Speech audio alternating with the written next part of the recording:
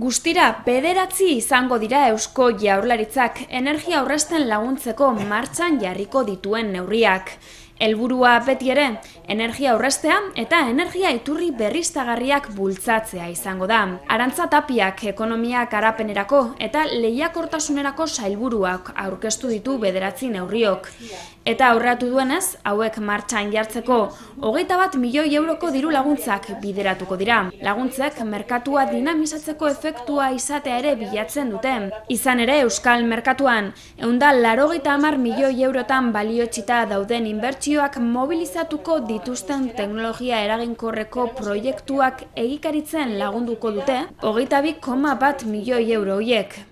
Merkataritza osoari ondo etorriko zaio, baina baita ere, bai ostalaritzari, bai gure enpresei eta bai partikularrei. Ze azken finean horrelako neurriak martxan jartzen direnean, gure faktura behera etortzen da eta energia ordaintzeko behar dugun diru kopurua gutxiago izango da. Eusko Jaurlaritzak sustatuko dituen laguntzen programa hauen artean, 4 Renove Plan daude. Renove Plan berriarekin, etxe tresna elektrikoak berriztatzeko 105 eta 125 euro arteko laguntzak eta galdarak aldatzeko 200 euroko laguntzak emango ditu Eusko Jaurlaritzak. Etxe bizitzetako instalazio elektrikoak eta leihoak aldatzeko diru laguntzak ere aurreikusten dira.